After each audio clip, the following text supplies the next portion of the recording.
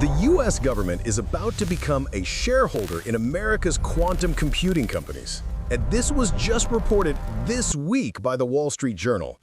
We're talking about direct equity stakes in IonQ, Rigetti Computing, D-Wave Quantum, and others. The same playbook Trump used with Intel and MP Materials is now being applied to quantum computing. And the stock market is already reacting. In the next 5 minutes, I'll break down exactly what's happening, which companies are involved, and what this means for investors. Let's dive in. So here's the deal. According to reports from the Wall Street Journal, Reuters, and multiple other outlets, on October 22nd, the Trump administration is in active negotiations to take equity stakes in a group of U.S. quantum computing companies. This is being led by Deputy Commerce Secretary Paul Dabar, a former Department of Energy official who actually has deep experience in the quantum sector. So this isn't some random bureaucrat. This is someone who knows the technology. The companies in these discussions include IonQ, ticker IonQ on the NYSE, Rigetti Computing, RGTI on NASDAQ, D-Wave Quantum, QBTS, and Quantum Computing Inc., QUBT, and Atom Computing, which is still private. Each company is reportedly pursuing a minimum of $10 million in federal funding. In exchange, they would give Washington an ownership stake. The exact percentages haven't been disclosed yet, but we can look at precedents to get an idea. This is a massive development because it marks the first time the federal government has pursued direct ownership in quantum computing companies. And it's all happening right now. Now, this isn't coming out of nowhere. The Trump administration has been using this playbook throughout 2025. Earlier this year, they converted about $9 billion in Intel grants into roughly a 10% equity position.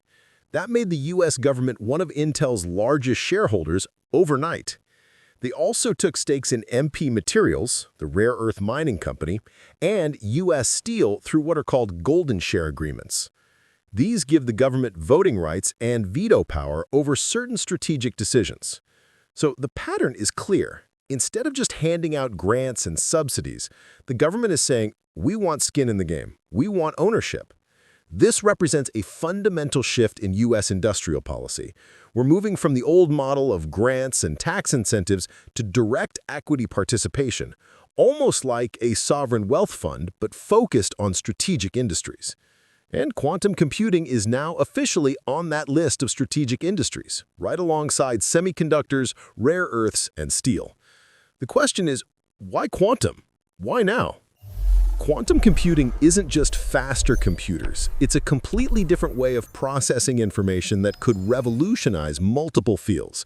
We're talking about breakthroughs in materials science, chemistry modeling, drug discovery, and artificial intelligence.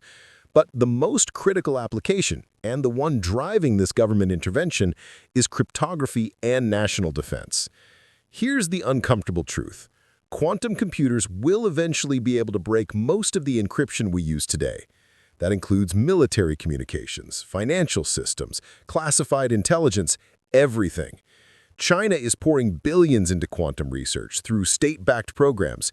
If they achieve quantum supremacy in practical applications before we do, they could potentially decrypt our most sensitive communications retroactively. That's why the White House views this as a national security emergency, not just an economic opportunity.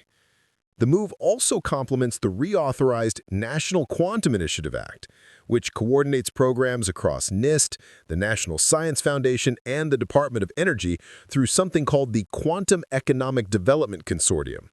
The Department of Energy's 2025 budget already earmarks over $1 billion for advanced scientific computing research, with quantum information science as a core focus. So the infrastructure is already being built. These equity stakes are just the next phase. Here's what this means practically. First, these companies get capital without the usual venture capital strings attached. Federal money comes with oversight, but it's patient capital, focused on long-term strategic outcomes, not quarterly returns. Second, it creates a competitive moat. If you're a quantum computing company without government backing, you're now at a disadvantage for defense contracts, partnerships with national labs, and access to classified research. Third, it signals to private investors that quantum is de-risked to some degree. The government is essentially saying, we believe in this technology enough to put taxpayer money into equity positions. But there are risks. Government ownership means political oversight, potential restrictions on foreign partnerships, and pressure to prioritize national security applications over commercial ones. For investors, the question becomes, is this bullish or bearish for these stocks? Here's my take. If you're bullish on quantum computing as a technology, and I think the long-term case is strong, then government equity stakes reduce existential risk for these companies. They're less likely to run out of funding or get acquired by a foreign entity. But you need to understand what you're buying. These are still speculative, early-stage companies. None of them are profitable. They're burning cash to develop technology that may not have widespread commercial applications for years.